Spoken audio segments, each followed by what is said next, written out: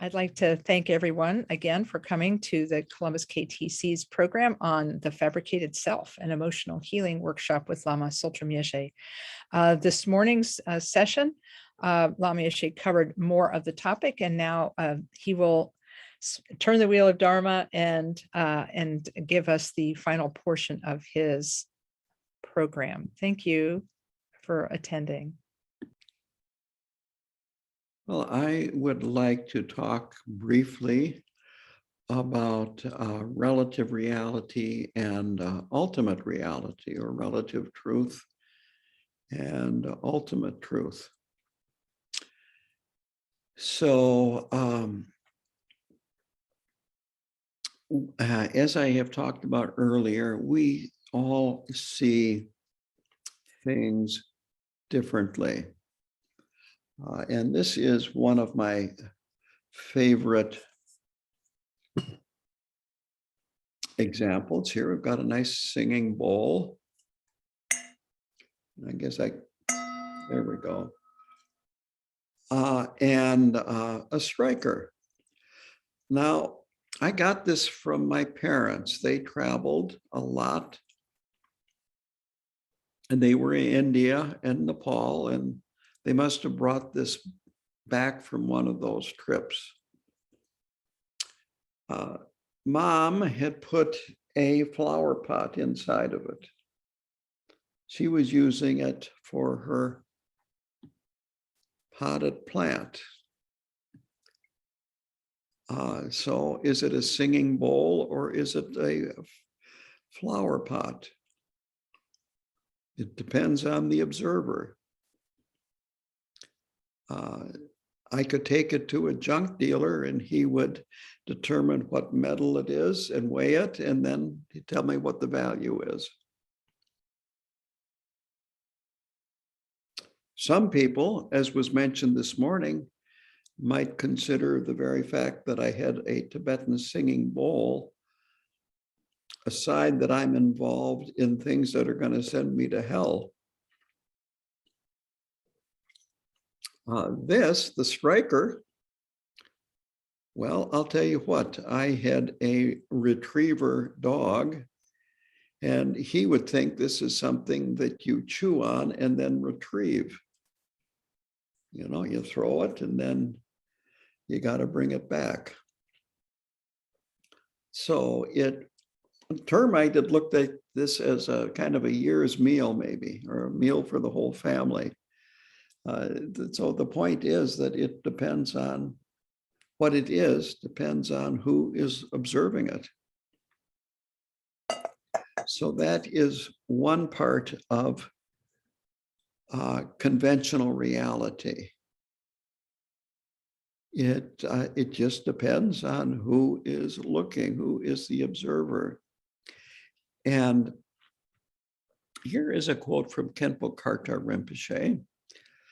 Our imputation is that what we experience actually has these inherent values, and that these values are characteristics, as opposed to being mere comparative imputations, which is what they are. And here he's talking about big, little, night, day, men, women, female, male,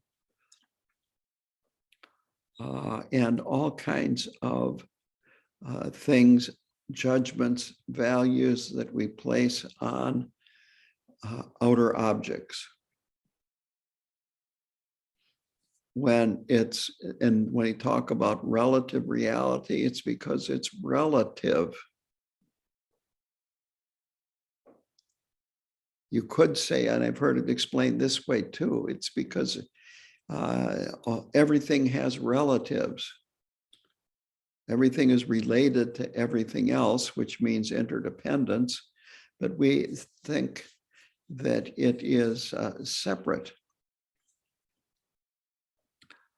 The truth of suffering is conventional reality. And in conventional reality, there's a link between cause and the experience of suffering. The experience is not permanent. It is not unchanging, but it's valid in terms of being consistent. It's not random. It's not caused by a higher power. If it was random, it would be nihilism. If it was caused by a higher power, it would be theistic. But things happen in a consistent way. But because of interdependence, there is impermanence. Things change. Things have no inherent reality. That's really a very important term in terms of understanding emptiness. Inherent, that things come into existence because of causes and conditions. And when the causes and conditions for that, whatever it is that came into existence, when the conditions are such that it cannot exist anymore, it ceases to exist. It changes.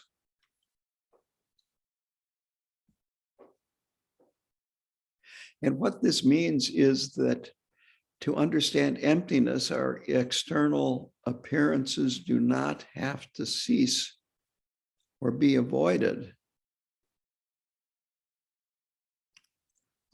And to quote Rinpoche, because the only thing that has to cease to attain liberation is the false imputation of inherent existence to experience.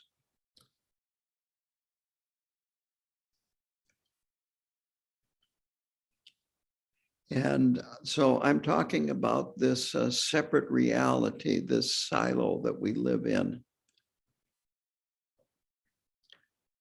That with deeper understanding, we realize that we are inseparable from other people, inseparable from outer objects, from the world.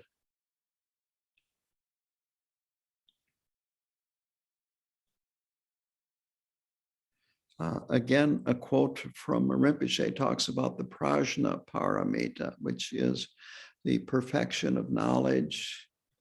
The mantra there is Om Gati Gati Paragati Parasam Gati Bodhi Soha. You probably are all familiar with that. This is what he says. Prajna paramita, or the perfection of knowledge, is simply from the point of view of hearing and contemplation. It is the understanding of the nature of things, which is interdependence. And from the point of view of meditation, it is the direct realization or complete experience of this nature.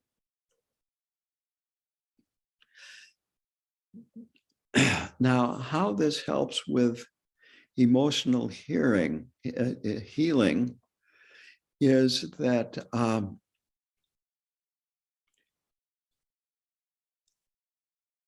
this helps cut through clinging to ego and all the problems that our ego, this fabricated self, creates. That again, we think in our confusion that there is something unchanging, permanent, independent, unique.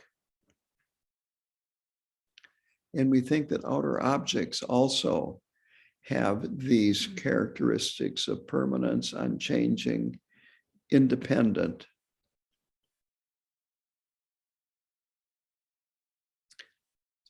We get to see that, you might say, the emotional upheavals that we have are the result of clinging to things and clinging to ourselves as having this permanent nature, unchanging nature, being separate and unique, different, and so forth. something to protect, something to defend.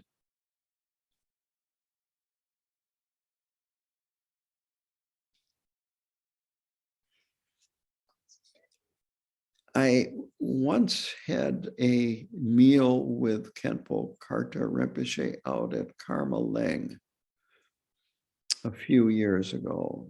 I'm going to say it was maybe 4 or 5 years ago. And there were quite a few other people there too. There were a lot of people there. And after we finished eating, somebody brought around a box of Chinese fortune cookies. And this must have been donated by a Chinese donor. And it was a big wholesale box of Chinese fortune cookies that you might get at a restaurant might order. And so everyone reached into the box as it was passed around or carried around and got a Chinese fortune cookie. And my cookie read, "To see your drama is to be liberated from it." So even Rinpoche's cookies seem to have been enlightened. But this is really where I'm going here, is to see our drama. And if we can see drama as drama, it is no longer drama. It becomes more like you see the soap opera as a soap opera and you don't buy into it.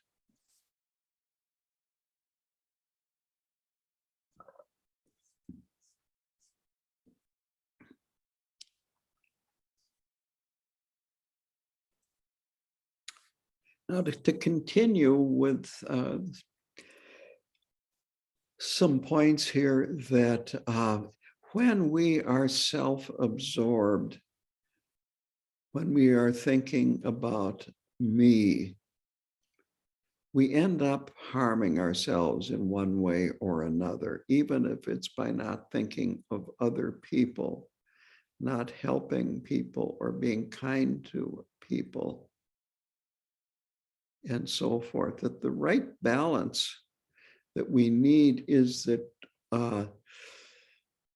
we don't want to sacrifice ourselves entirely or run ourselves into the ground, whether it be physically, financially, mentally, emotionally.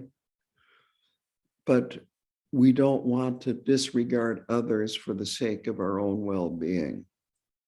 So there's a big difference between this. A lot what we can do for other people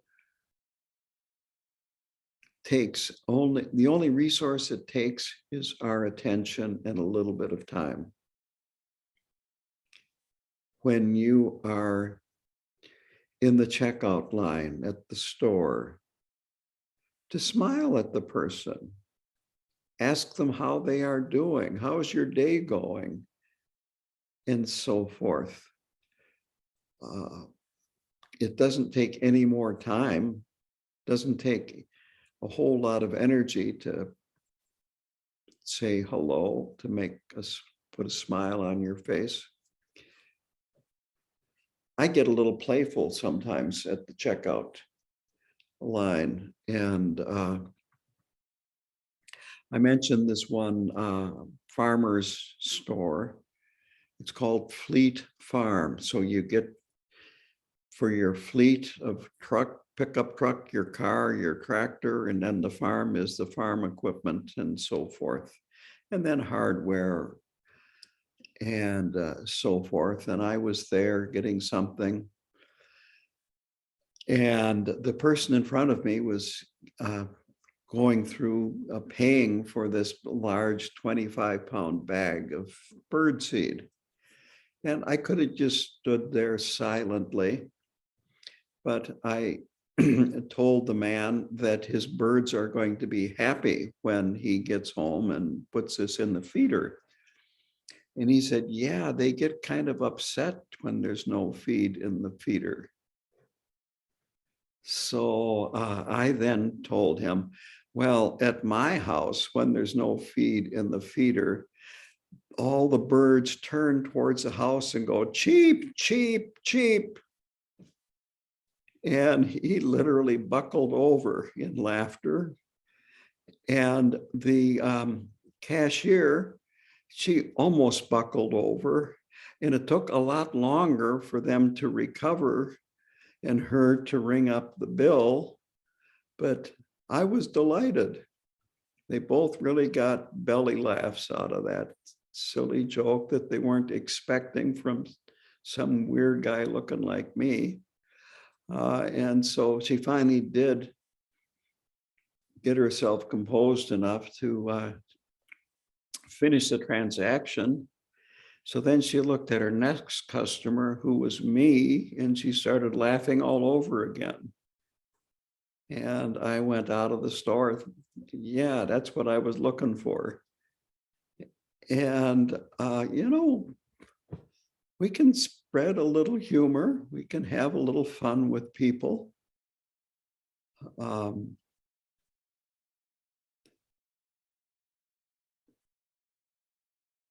Brighten up, it helps brighten up yourself. So there are little things that we can do that can brighten up other people. Just recognizing them, showing them that you acknowledge their existence when you're out in public.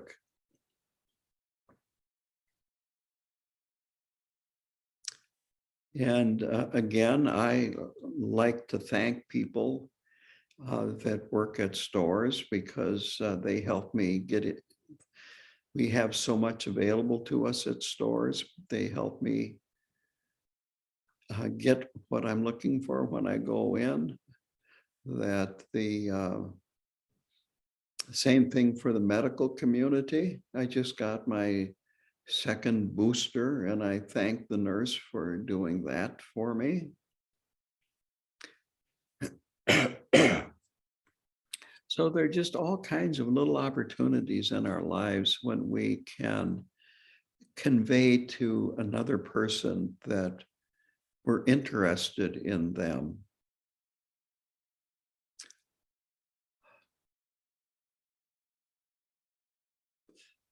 If we think about it deeply, that because of interdependence, our happiness depends on others, as I was saying.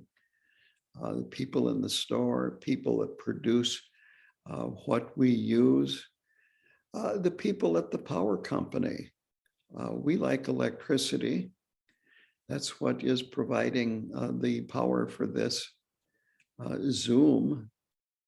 The gas station, the highway department, that there are just an endless number of people that are working so that our life is a little more convenient or a lot more convenient.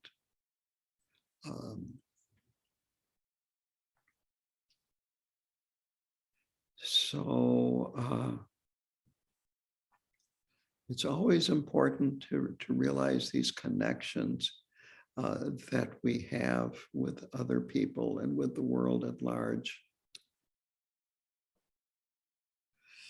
A quote from Gyalwang Karmapa, the warmth of friendship and love makes it easy for us to accept our happiness is intimately linked to that of others. The more widely we are able to love others, the happier and more content we can feel with the relations of interdependence that are a natural part of life.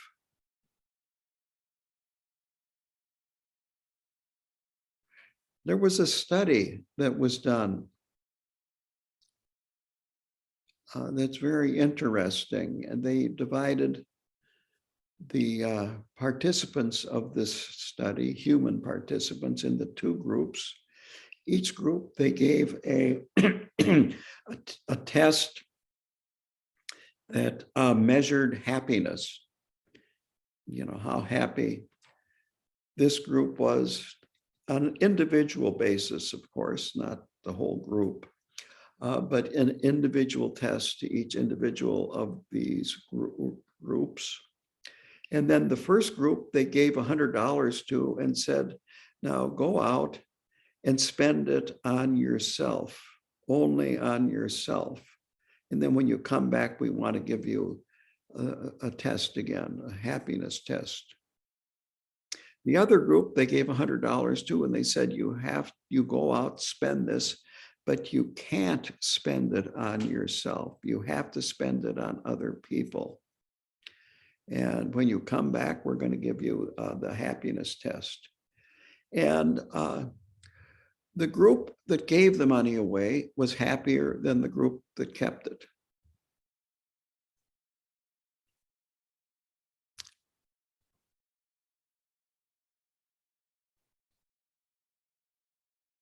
So this is really, we have to keep reminding ourselves of that by thinking of others, in the long run, it's for our own benefit, as well as the benefit of others. And now I am going to do some screen sharing here to introduce my next section.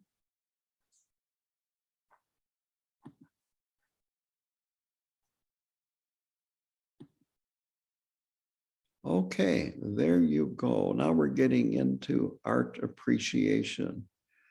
This is a very famous painting. It's worth millions of dollars. And it's by Rene Magritte.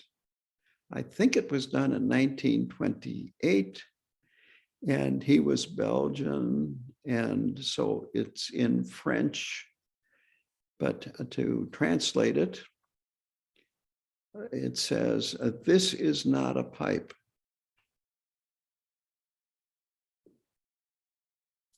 Perfect sense, right? This is not a pipe. Well, what he was getting at, and he went to great length later on to explain this because, of course, people, what? Of course it's a pipe. And his response was that this is a picture of a pipe. You cannot fill it and smoke it.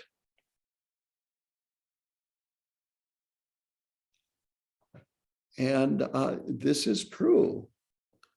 This is not a real pipe.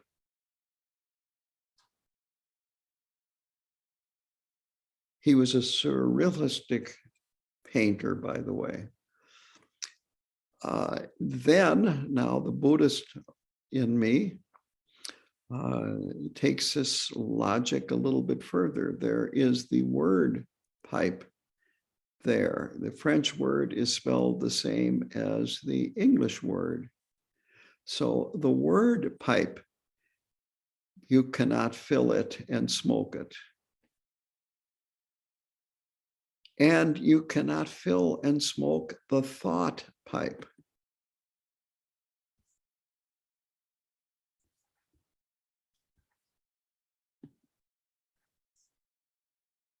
But we act as if you can.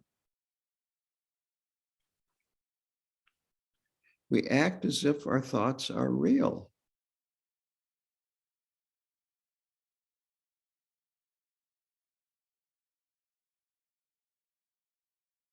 Again, if you think your thoughts are real, when you're hungry, after this, it's going to be what? 2:30 your time.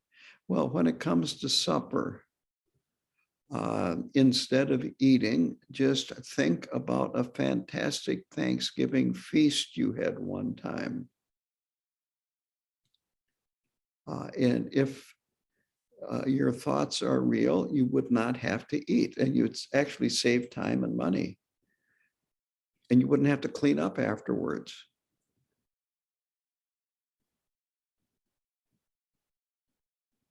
And you could be eating fantastic feasts every day of your life. But of course, thinking about a fantastic Thanksgiving feast that you had, while not eating, will just make you hungrier. It will remind you that I need to eat. I'm hungry.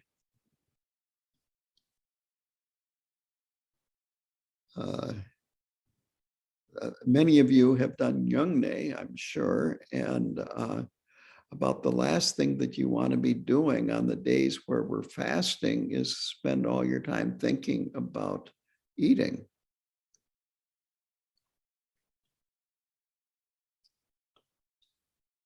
And fighting the fact that you have taken vows to not eat.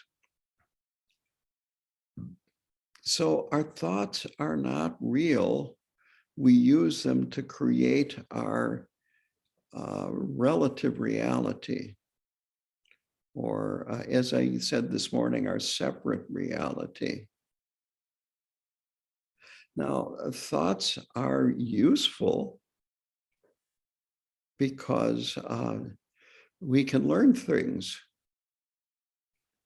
Being able to add and subtract is helpful. But again, numbers are not any more real than the word pipe or the picture of a pipe. They just are useful tools in us doing calculations and so forth. And by the way, to bring in interdependence here again, our numerals that we use are Arabic numerals. The highest system of numerals that the West has come up with are Roman numerals. And there's actually some correspondence between some of the Arabic numerals and the numerals that the Tibetans use. The reason is that Arabic numerals were derived from a numbering or numeral system in India, I think around the 8th century of the current era. And so the Tibetan numerals came from India also. So in our numerals, we have an influence from India, and I think it's Baghdad is where the scholar came up with the actual numerals in the form that we use them. So they're not Western numerals. I jokingly say the reason why Florida is banning these math books is because they're Arabic numerals, and the square root of a number, like 3 is a square root of 9. In this case, 3 is a radical. So who wants radicalized Arabic numerals in the classroom with kids? This just sounds, that's the way it is today. Buzzwords. They're probably pedophiles too. I don't know. It's our job to not get sucked into all of this drama. It's just words. It's just thoughts. So words are useful. Books are useful. but they're not real. The words of the Dharma, the teachings of the Dharma are like the finger pointing at the moon. They're not the moon. At some point, you have to quit looking at the finger if you're going to see the moon, to go beyond concepts.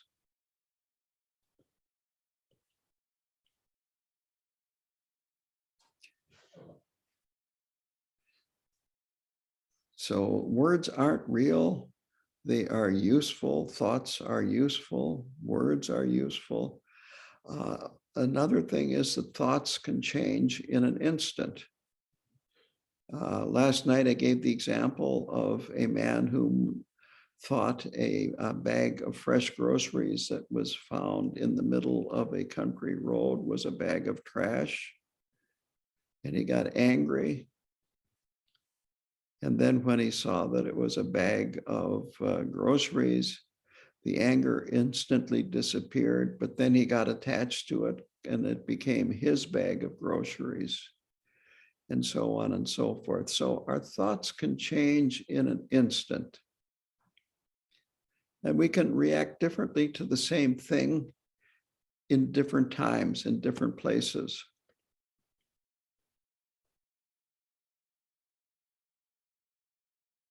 That this is really important.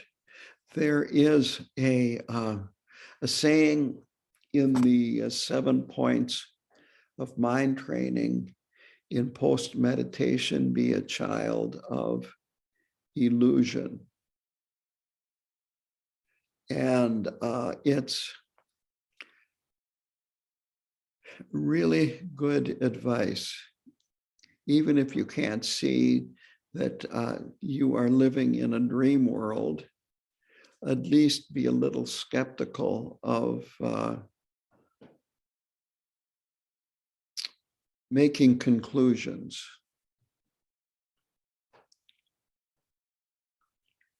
I like to sit on things overnight if it doesn't require a quick decision, because in the morning I might see things differently. More information might appear, and so forth, that really what we are experiencing and any conclusions that we make, it's good to look at them as, this is what I'm experiencing. But I might not be feeling the same way when I get more information or something else happens, and so forth.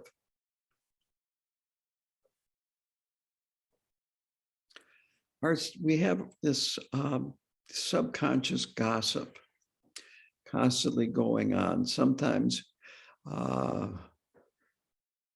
it takes the form of an inner critic, which I talked about this morning, telling us, reminding us how we keep screwing up. We do this wrong and do that wrong. I'm not a good person. Da da da da da. That's just one form of this subconscious gossip.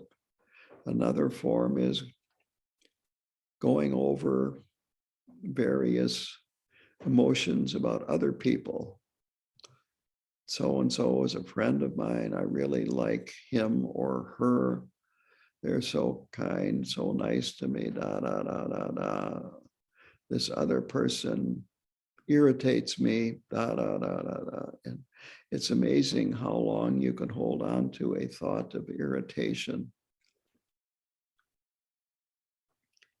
And as I said last night, this is really, it's like a soap opera if you really listen to it, if you really pay attention to it. And it's reruns of a soap opera. We tend to have, again, last night I talked about our emotions are they carry credentials, like we're applying for a job. And, so we'll have a resume and what is it, a CT that they talk about now? Anyway, we'll have a history of, if it's about some person, a history of interactions we've had with that person or with someone like them, and why we feel positive, negative about that person or whatever. We'll talk to our friends about that person and present it in such a way that they're going to side with us with our opinion. But on top of that, when it comes to which emotion we're talking about, we have one emotion that we specialize in. We spend most of our time there. But a second one, which we have a competency in, that we don't spend as much time on the second one as the first one, but we still spend more time than with the other emotions. So we might, attachment and desire might be the main emotion that we spend our time with when we're thinking about things throughout the day and how we're feeling and so forth. But there might be also jealousy involved, or it could be anger. But anyway,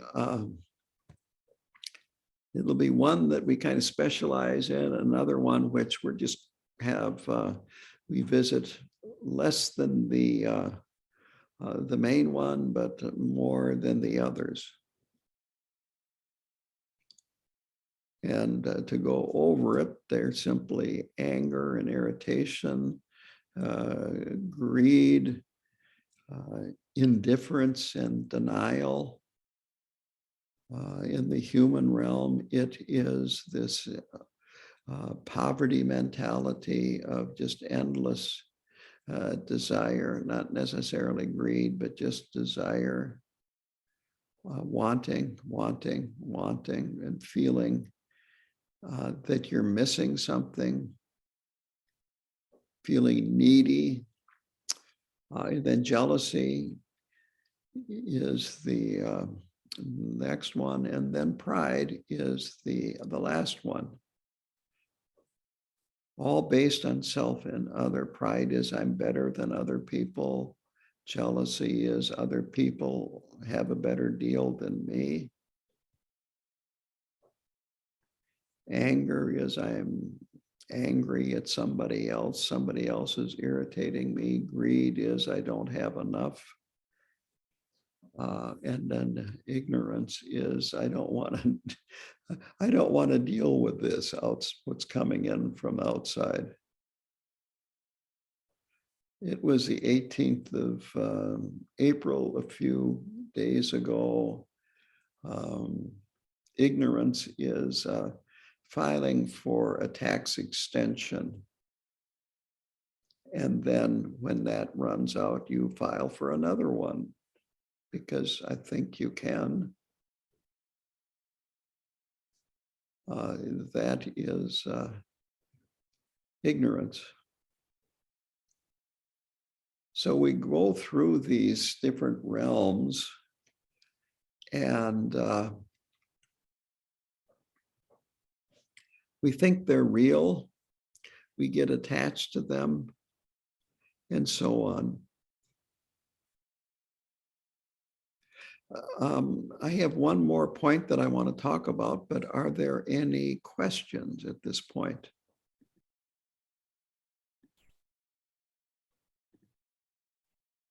I'm taking a look at the chat. I see no chat. Let's see. I do not see questions in chat, but people can feel free to unmute themselves and ask questions on audio. You can Yes. also use the raise hand function on your Zoom.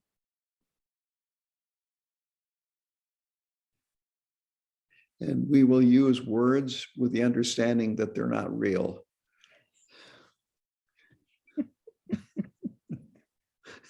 They're interdependent. Okay, here's a question. Oh, yeah. Let's see. Oh, yes. Someone was talking about dropping thoughts that which can sometimes be easy and sometimes difficult, and with the example that's been given in other Dharma talks that the person has heard about answering your telephone. If you answer your telephone in the middle of an argument, you turn into a different person, and that's how fast your mind changed. It's very interesting, right? Yes. Because just like that, you're somebody else. Yeah. Now, was that a comment or is there a question? That was just a comment, Okay. Yeah, there's Yeah. yes, no question involved, just saying that this description reminded them of that. Yeah, I'll tell you, this was an instruction I got when I got the job at the prison. I took a class, I think it was something like security for non-uniformed personnel. And so you could be in a situation where you're starting to panic, the teacher said. What you need to do is take a few deep breaths. That stimulates a relaxation response. It also cuts your thoughts. Now, I'm going on here with the Buddhist Lama here. This isn't what they were talking about. But I mean, even in the Wisconsin DOC, trainers know enough to tell you to take a deep breath for a few times, and that helps you calm down, which would be equivalent to answering the phone.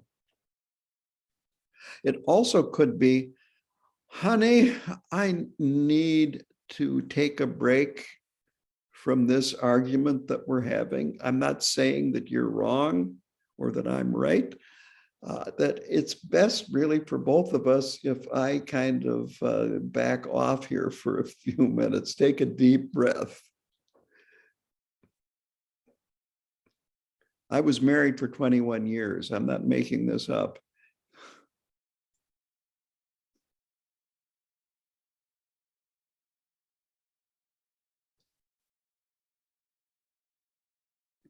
Okay, I'm not seeing any questions appearing in the chat.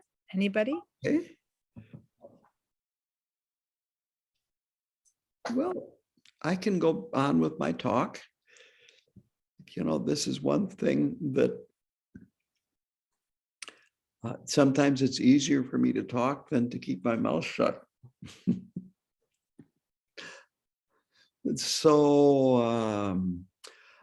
I want to talk about resiliency now. You know, how to rise above the stress and adversity that this is an important, a very important point that they have done studies in resiliency and what makes a person resilient. And this comes from science as much as Buddhism. It is the ability to make realistic plans and being capable of taking the steps necessary to follow through with them. Now, my definition of a plan is a well thought out fantasy, because it's just thoughts. And what that means then is as you are taking the steps to carry out this plan, more likely than not, you're going to find out obstacles. And so a part of the plan is knowing when to modify the plan to get to where you want to be. A lot of times the lamas talk about vision, like Khenpo Karthar Rinpoche's vision for the Columbus Center. All of you know that you changed your plans from time to time, between the time that you had the fire and the time it was built and completed. So in a way, it's also accepting the fact that you're not going to know exactly how to fulfill this vision until you get there. But realistic plans that can be modified, and then making steps to accomplish them.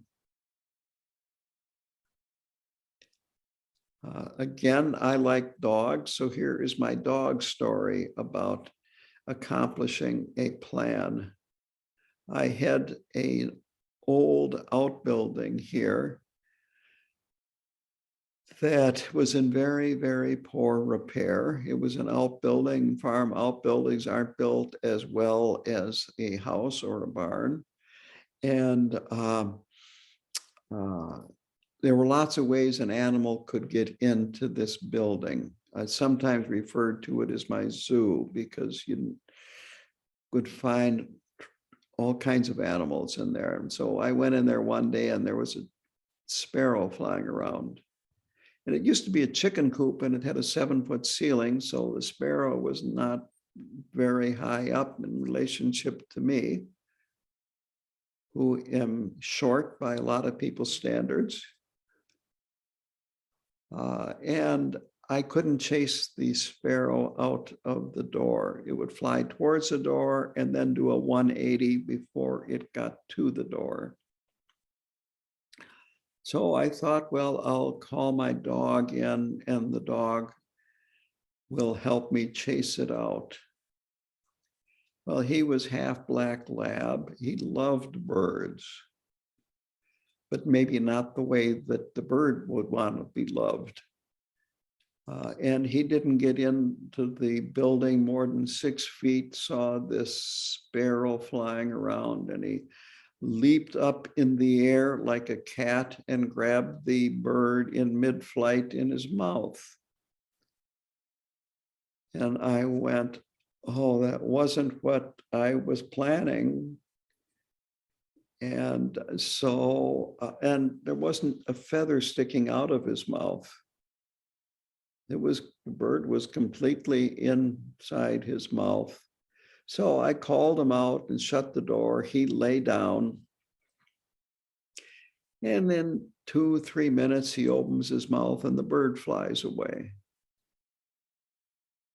So the plan worked.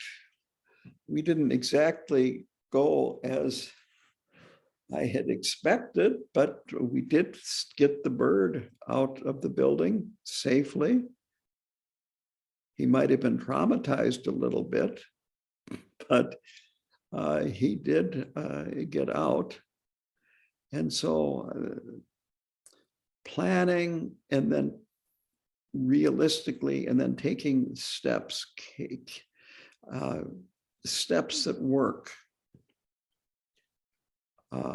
This is important about resiliency. The second is a positive self-concept. This, not the functional I so much as confidence in your inner qualities, your Buddha nature, your creativity, your abilities, your strengths. That having this kind of confidence, and then of course, along with that, being loving and being kind to oneself, which I talked about this morning too.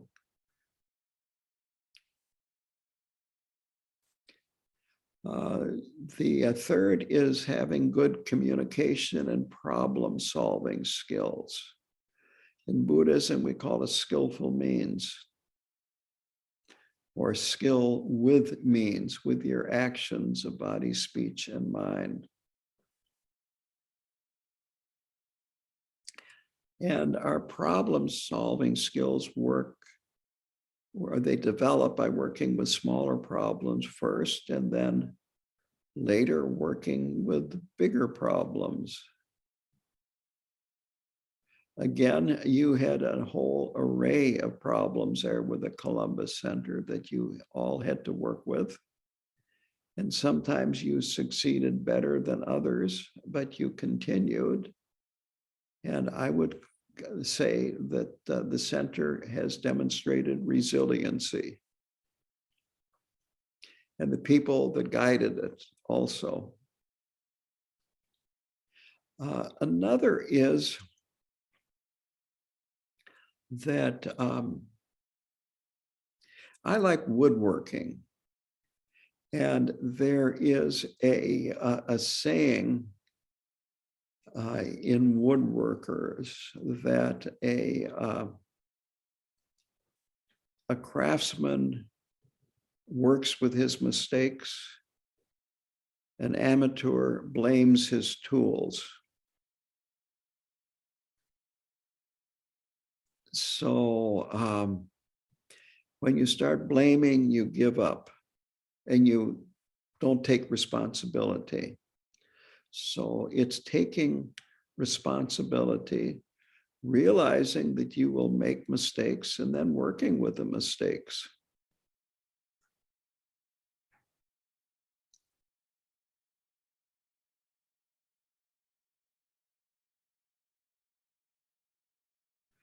Quickly, when I became involved in Tibetan Buddhism, I came upon the phrase, the manure of our experience for the field of the Bodhi, the field of awakening. Use the manure of our experience for the field of awakening.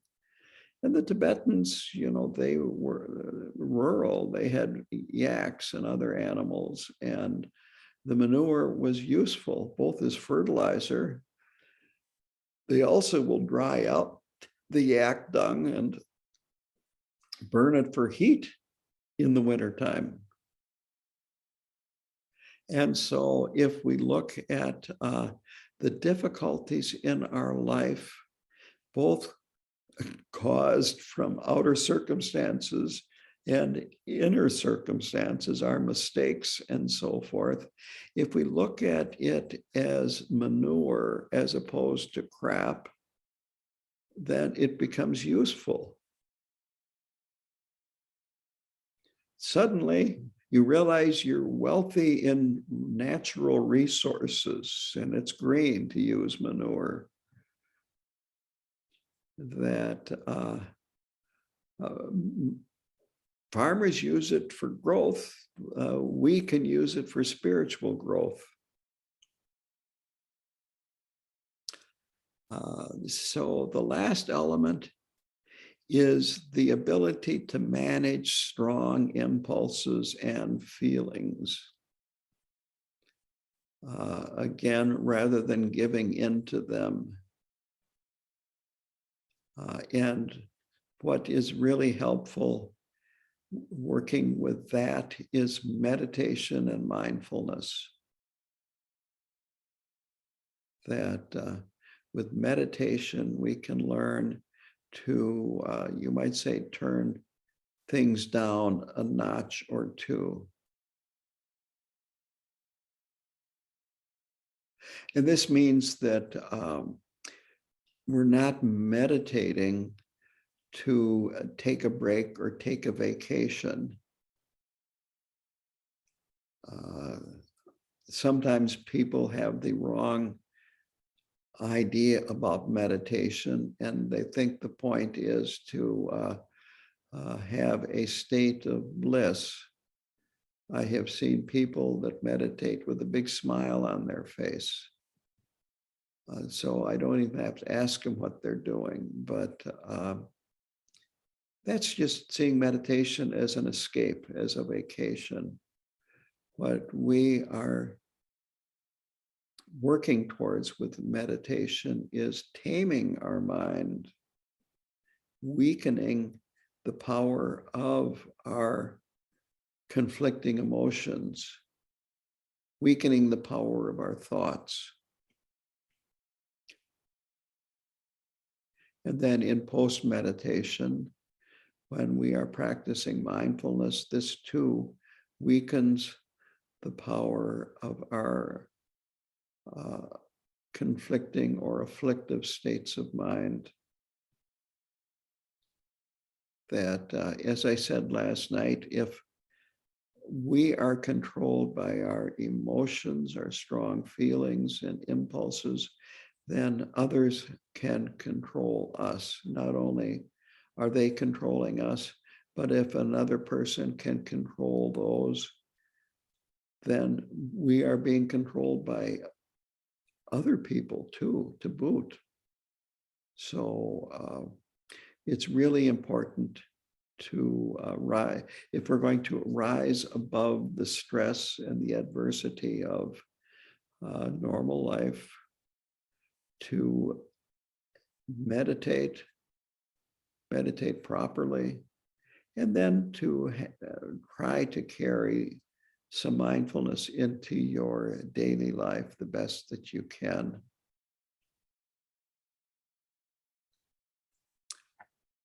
These are the main things. I can go on, but are there any questions or discussion that you have at this point?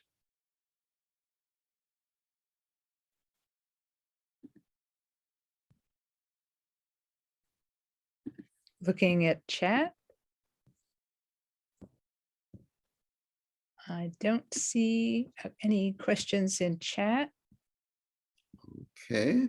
Friend? Just a comment that I really appreciated the bird story, and that sometimes the solution is beyond our imagination.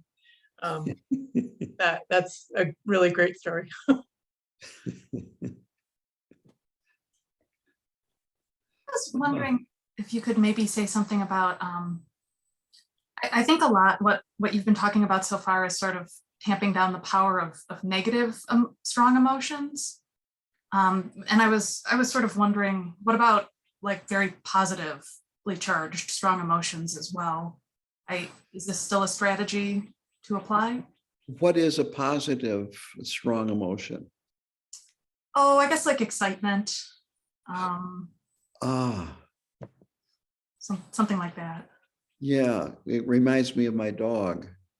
Yeah. Yeah, you know how the dogs are. He'd see me in the morning and boy, was he excited.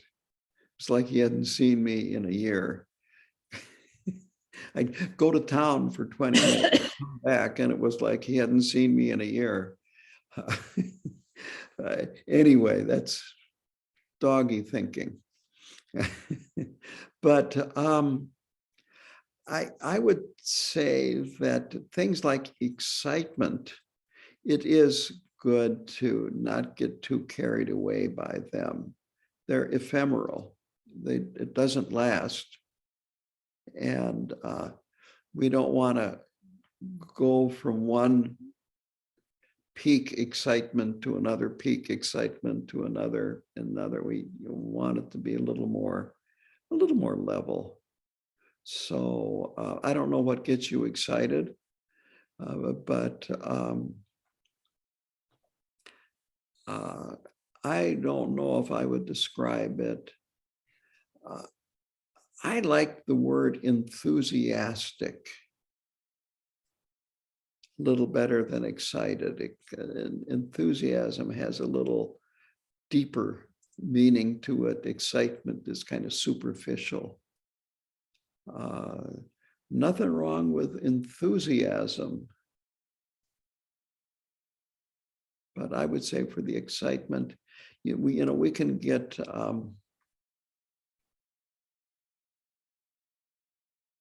so that we're looking for excitement. And that's not what we're looking for. We're looking for, actually, we want to get to the goal. We want to do our practice. We want to avoid negative behavior. And we want to engage in positive behavior. I'm being very simple here, but we want to be enthusiastic about these. But we don't want to get too excited about it. Another way of putting it, looking at the same thing from a different angle, is that with that, our emotions go up and down, up and down, up and down, up and down. And that going up and down can be a problem because it's not stable.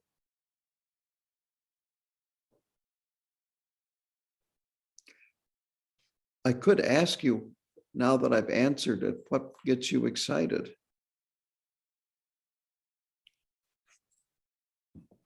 I kind of feel like a huge nerd, I guess, answering this in this group, but it's like Dharma stuff. Like when I learned about the Chenrezig empowerment in Columbus in May, I get very excited. And like, I think it's good. I know it's good to be excited about Dharma practice. But it feels like there is, I don't know, there's something, it still feels like clinging in a way. It feels like attachment. It feels maybe like expectations. And I'm not sure how to navigate that. Okay, yeah. Well, I'm glad I asked you, because when it comes to Dharma,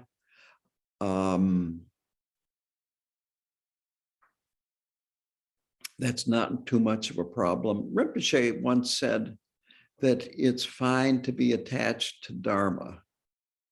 Your books, your rupas, any kind of Dharma objects, it's fine to be attached to them.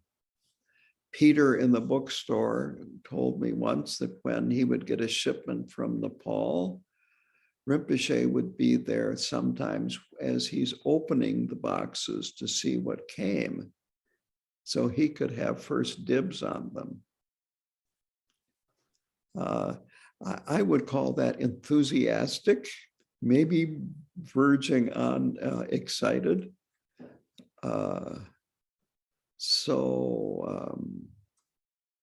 When it comes to Dharma, it's different than mundane things. And so keep getting excited. As long as you don't have a downside. Yeah, okay, all right, well, I'm glad I asked. Thank you. Yeah.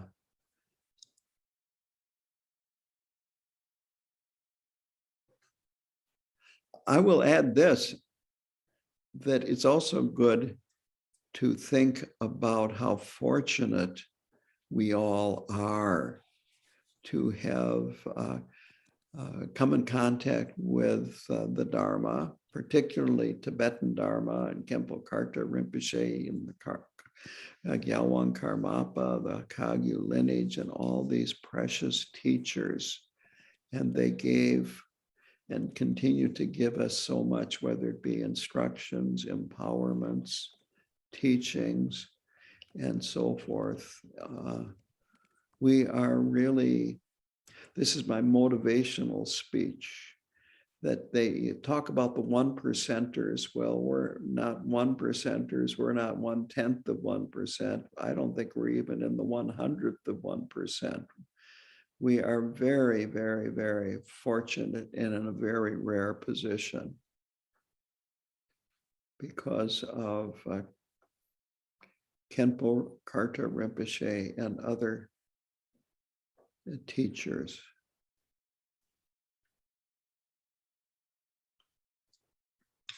What Caitlin's comments made me think of was about balance and how I've worked I could appreciate some comments about sort of balance, knowing what my sort of minimum daily requirements are for my, for my practice, that I can have a day where I can just, I can recite for hours and go for a walk and say mantra the whole time. And I can do all this stuff for hours and hours. And then another day, I feel like I barely get out a refuge prayer and a dedication. And that's how my energy can move too. And some of that is physical, and I'm getting physical help with that. But just to have that balance, it feels so good. And so having ways to come more to balance is helpful. Yeah, thank you for sharing that. Yeah, the thing that I was referring to about you want it to be more even. Actually, at 3:00 my time, I'm giving a talk on how to find time to practice Dharma for my Sangha. But the point is, you don't want to think, I'm busy today, but when the weekend comes, I won't be working and I'll spend my time then. What you want to be doing is the best that you can some every day to keep this continuity going. It's kind of the hare and the tortoise. You remember that fable, and the tortoise gets there before the fast hare because the rabbit, takes breaks, long breaks. So slow and steady gets you there quicker than sprints.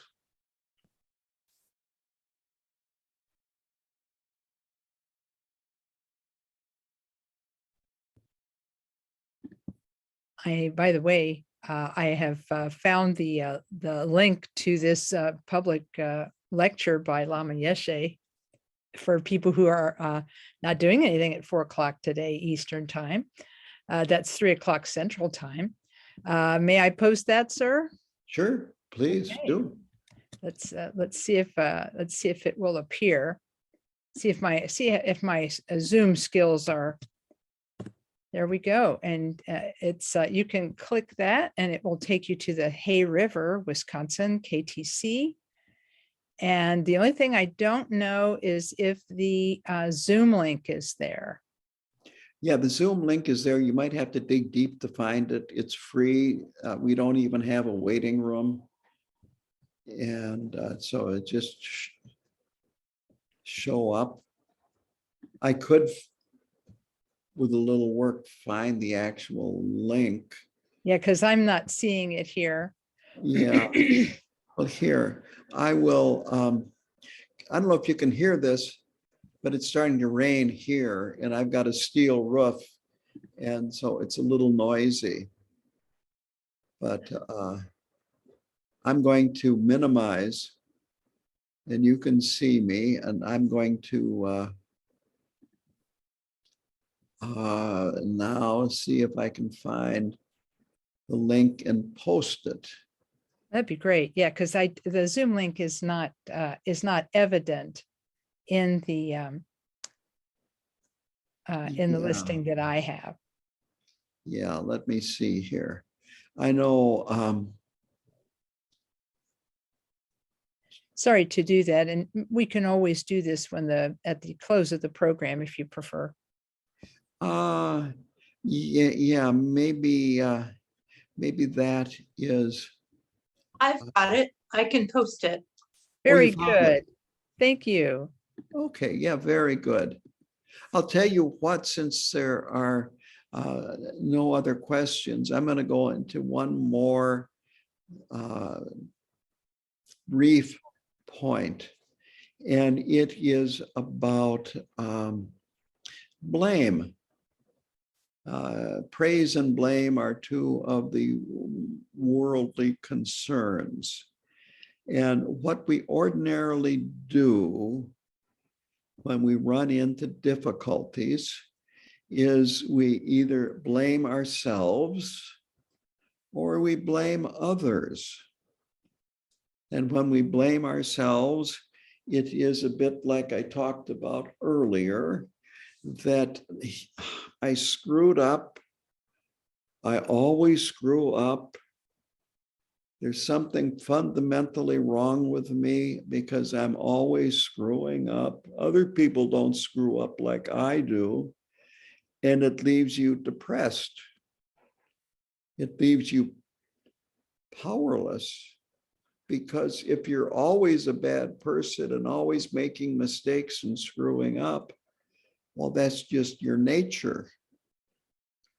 It's also the lazy way out, because since you can't do anything about it, why try? So you get depressed. And when you're depressed, I have found, at least from my own experience, that there's two aspects to it, which is anger towards yourself, and it can spill out in anger towards other people too. But the brunt of it is towards yourself for being a failure, being a bad person, You can fill in the blank about what your judgment is about yourself. And the other is laziness, because you can't do anything about it. So you sit around on the couch. I call it couch potato laziness. Maybe you take an extra 2 hours to get out of bed in the morning. But anyway, you lay around.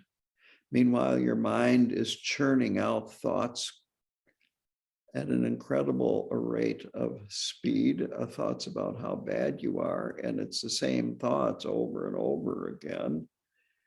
And then another form of laziness is a mindless busyness, just keeping busy doing things that really have no significance. And nowadays, there's no lack of things like that on the internet. You can spend your life on the internet, or shop till you drop. It can be collecting things. Out here, there are no, at least enforced, ordinances about having junk in your yard. And within 1.5 miles of me, there's a place that you wouldn't believe. It looks like a junkyard, but it's, the house burned down, it changed hands, and then all of a sudden stuff just started showing up. Cars, trucks, piles of wood. I don't even know what it all is. And there's a lot of places like that out here where they just collect. That's another form of laziness, is just mindless, both basically not very meaningful activity. And you avoid doing what's important. Your life might be a mess, but and your yard a mess, but you don't have to worry about it because you feel secure because you got this yard full of valuable junk, quote unquote. And the third type of laziness is self-deprecation. Oh, I couldn't do that, so why should I try? That goes back to one of the points of resiliency. So the problem with this is that we see a diamond as a lump of coal.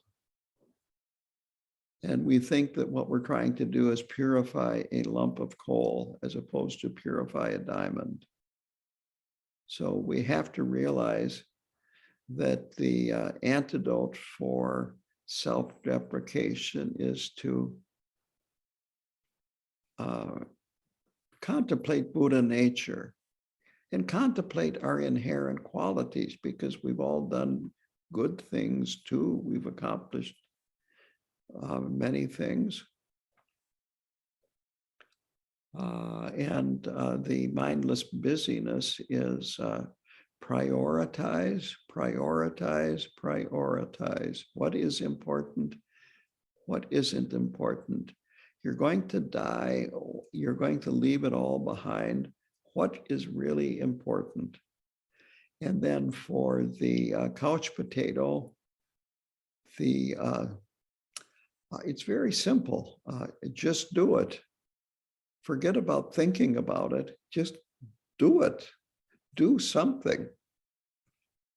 Have a friend of mine that he had a serious bout with mental illness to the point of where he was institutionalized and receiving shock therapy.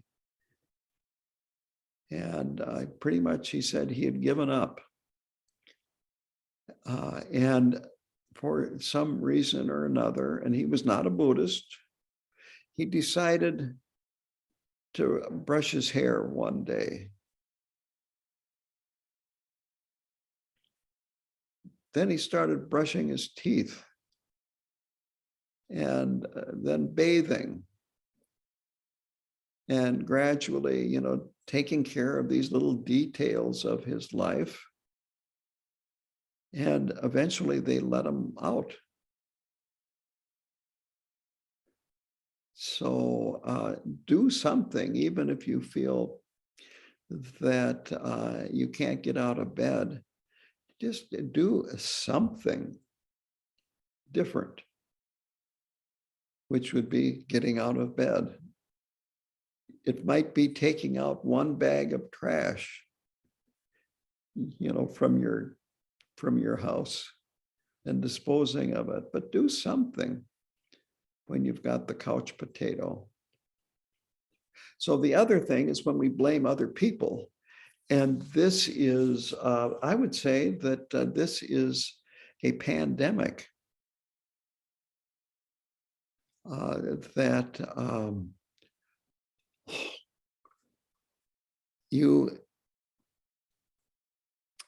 of course, the reason why this happened was because of somebody else. They made me do it. They do this worse than I do. And on and on and on. There's thousands, if not millions, of excuses that we can come up with as to why someone else is to blame for our suffering.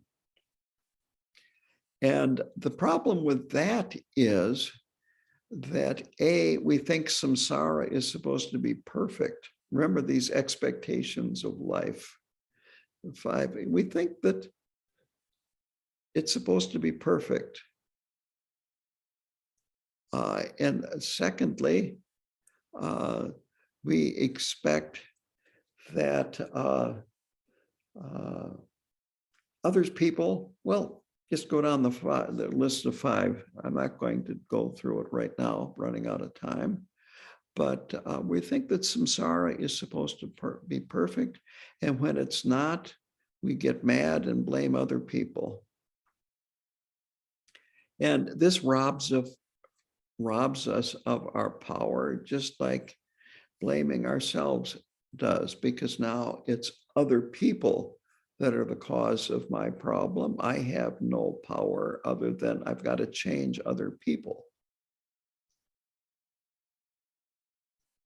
Or take down the other person in one way or another, verbally, or get in a fight with them, or just whatever.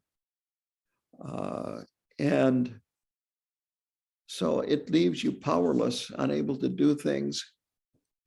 And I like to use the comparison of here, we see samsara like it's supposed to be a diamond when it really is a lump of coal. So with both of these, one, we're seeing ourselves as a lump of coal when we're really a diamond in essence, and the other is we think samsara is supposed to be a diamond when it's really a lump of coal. So both of these, it's good to recognize when you are doing this and realize that they both leave you hopeless, helpless, and powerless.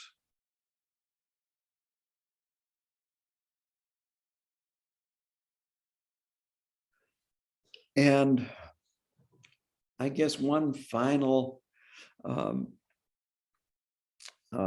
example that is a little bit off this particular topic, but it's about holding on to things. It is about holding on. Now,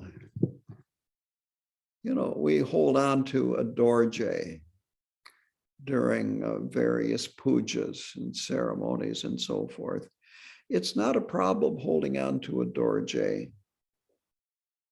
It's not that heavy. But if I would hold on to it for an hour, it would be problematic. If I held on to it all day, it would be really problematic. I might end up going to the ER, holding it like this for 8 hours. And of course, the ER doc, what did you do? Well, I was holding this up for 8 hours. What? Yeah, they would, but how often do we hold on to stuff? Hurt, desire, or whatever for much longer than 8 hours. And the longer we hold on to it, the more painful it gets to hold on. So even if it's good, that at some point we got to let go of it and leave room for what's happening right now.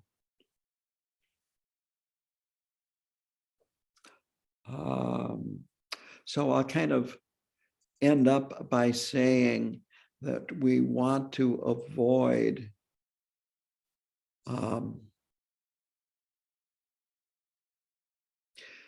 planning for the future, living in the past while we're filling up the present.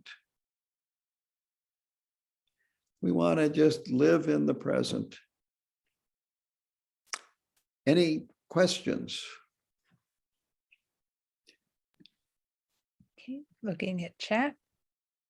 And you can feel free to unmute your microphone and ask the question on audio. Yes, and again, I like questions. There have been very good questions.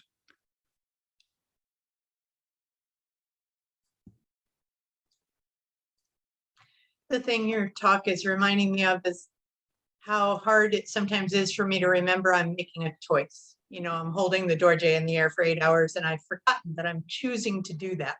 I've been doing it for so long. Well, eventually you realize it. And this is progress that even if it's 2 weeks later, you realize it. And then after years and years and years, it's only 1 week before you realize it. And of course, it's like the stock market, sometimes quickly, sometimes not so quickly, up and down. But, this is the way we work little by little by little. It's not, we're just traveling this very smooth path and just gradually going, and there's no backsliding. Back and forth, but in the long run, we're going up.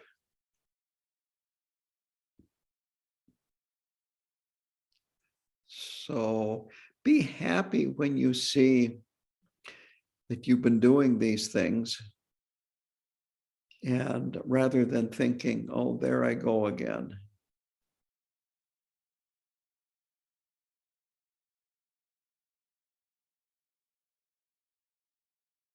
I'll tell you what, I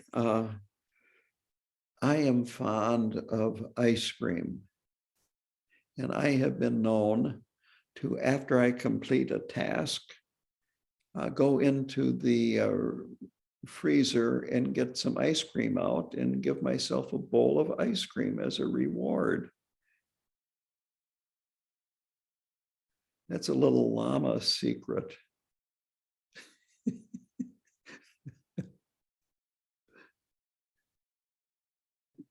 Appreciate knowing that.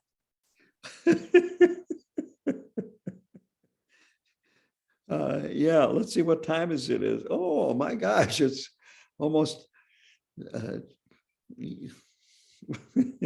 but I'm serious about this, that we're very good at punishing ourselves. And there's nothing wrong with, instead of punishing ourselves, giving ourselves a pat on the back. Absolutely nothing wrong with that.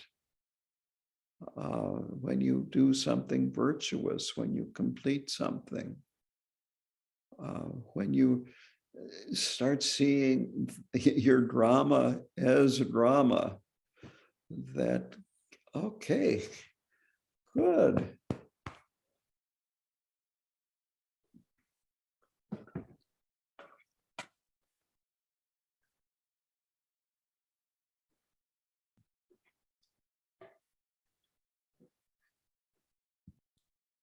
Well, it appears that we have come to the end of questions. It sure looks that way, yes.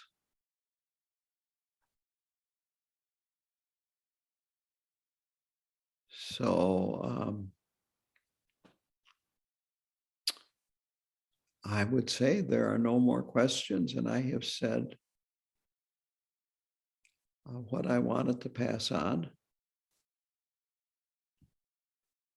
My aspiration is that all of you find it beneficial. And I will give you a virtual pat on the back here. Thank you, Lama. I think we need the. I said we very much enjoyed it. Thank you for joining us. Thank you.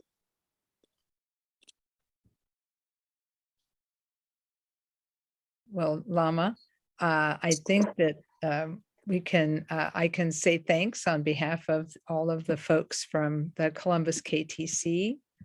And I'm reading in chat, we have a few thank yous coming in. And thank you for sharing the Dharma with us today on this incredibly important topic. And we really appreciate it and hope you will come back again and again to give us teachings.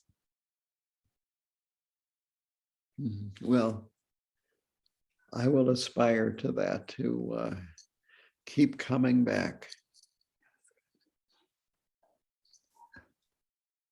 I thought of, my mind just goes to humor, and I don't want to be a once returner in terms of your center.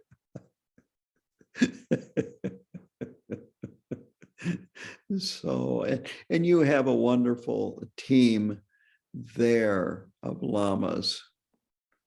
You've got Lama Kathy, Lama Tom, and I'm blocking on his name. Lama Adam. Lama Adam, yeah. And so you are wealthy in lamas. A few people have pointed out that we have this little embarrassment of good fortune. So it's something that we appreciate, and we thank the Buddhas and Bodhisattvas for their blessings on all of these people who are inspired to go into retreat and to come out to help us. It's like, please help us. Yeah. I'm looking for someone to take over this place. If someone is as crazy as me, I'd give it. Well, yeah, it's something that's something worth discussing. So let's keep that conversation flowing, because A lot of the folks on this call may or may not know that there's a new gathering group online for KTC and KKSG Dharma centers, and we could start a conversation on that platform. So we'll make aspirations for that good things happen in that regard. It's like, may good things happen. Okay, thank you. Thank you. So have a great rest of your day. And just keep in mind to be kind to yourself and all others. Thank you, Lama. Would you care to lead us in a dedication? Sure, if you put them up on screen. Okay, let's see if I can get to the right spot. I got to it, but now I have to scroll to the right spot. Sure. Okay. Okay, yeah, here we are. Yeah, you can do this. So nam dei tam che zik pane top ne pedra nam pam je ne ke gana chi balap druk pa ye si pe sole dro war shok jam pa pa wo chi tar kan padang kun tu zang po de yang de jin te de da kun gi jesu dak lop cheng ke wa de dak tam che rap tu no san je kusum ne pe jin lap dang choni min yor dan pe jin lap dang gen dun mi che dun pe jin lap ki ji tak ngo wa mo lam drup yor chok Paul Dan Lama Ja Pe Ten Padang Kanyam Non La De Ki Jung Wadang Dak Shan Ma Lu Suk Sap Grip Jang Ne Nurdu Sanjay Sala Gopar Shok Hu Shi Le Gal Gal Wei Trian Le Pa Karma Pa Ten Ten Pe Ding Po Ding Chok tar kun kap ching yun mi che tak par ra pel wei ta shi sho.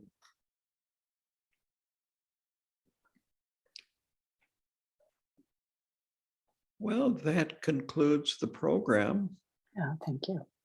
Yeah. Thank you, Lama. Thank you so much.